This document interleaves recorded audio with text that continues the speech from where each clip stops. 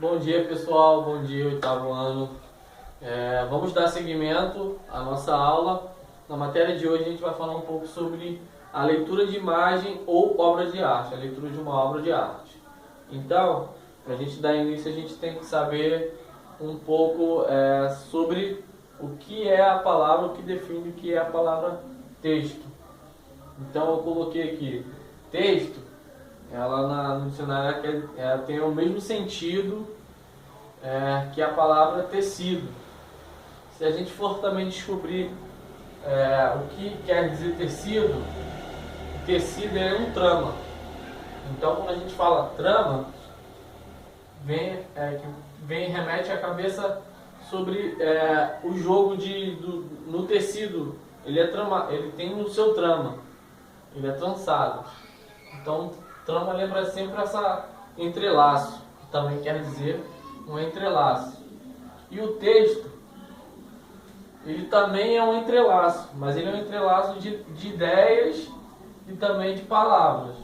Então, o texto, ele é a mesma coisa que ele tem o mesmo sentido do tecido, que o tecido é esse trama que entrelaça, que é também o texto tem essa ideia de entrelaço de palavras, tá? E no texto nós temos dois tipos. Na matéria de português, vocês estudam que o texto tem sua forma verbal, que são as palavras, seu formato de texto não verbal, que são as imagens. Nas verbais, as palavras você podem ler, e nas não verbais, que são as imagens, vocês também podem ler. Como assim? Pode ler sim. Você pode ler uma fotografia, você pode ler um desenho, você pode fazer uma leitura de uma pintura, de uma gravura, de uma charge, de uma história em quadrinhos. De que forma você pode ler?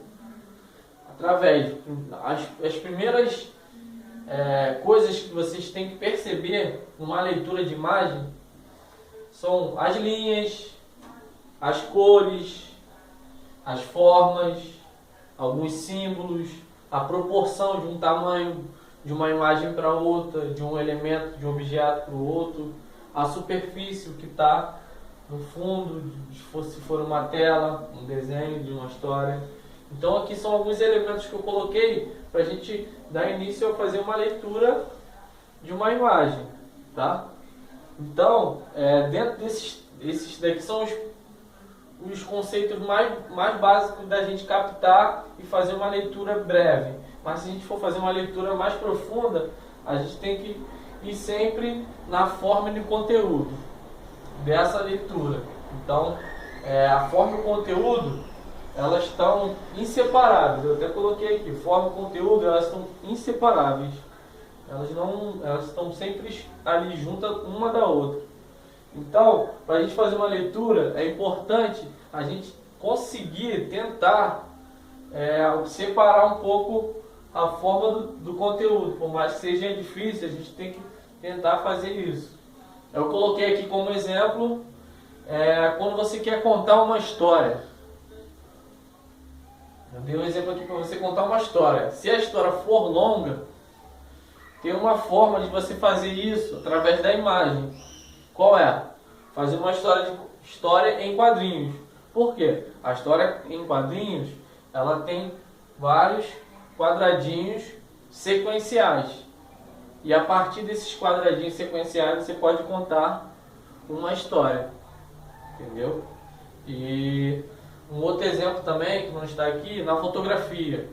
Quando você quer destacar, por mais que seja um momento pequeno, mas você quer dar um grande destaque, você pega uma foto e tira da pessoa, de uma pessoa, por exemplo. Você tira de baixo para cima, aquela pessoa que automaticamente, por mais que ela seja pequena em estatura, você vai destacar ela e ela vai... Uma questão de perspectiva, né? Você vai tirar uma foto e ela vai se tornar grande, né? Até com um propósito. E também uma outra história também na charge. tem muitas charges que você consegue fazer uma leitura bem breve. Que são umas charges, algumas falam sobre a família, tem uma charge do Laerte, que é um molde, está escrito família. E ali naquele molde, na charge, você já consegue ler. Tem uma panela grande, cheia de pessoas, e tem um molde embaixo, nessa charge, nesse desenho, de uma família. Um molde de uma família, como se fosse quebra-cabeça. A mulher, num desenho, formato, um homem, o filho e uma criança.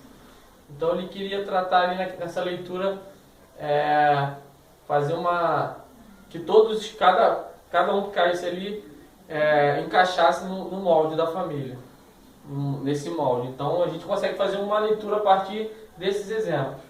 Então eu vou dar como atividade para vocês, no livro do capítulo 2, na página 12, a questão que vai pedir um desenho. Então vocês vão fazer esse desenho no caderno de desenho, e as perguntas você responde no livro mesmo. Está lá a pergunta de todo o processo.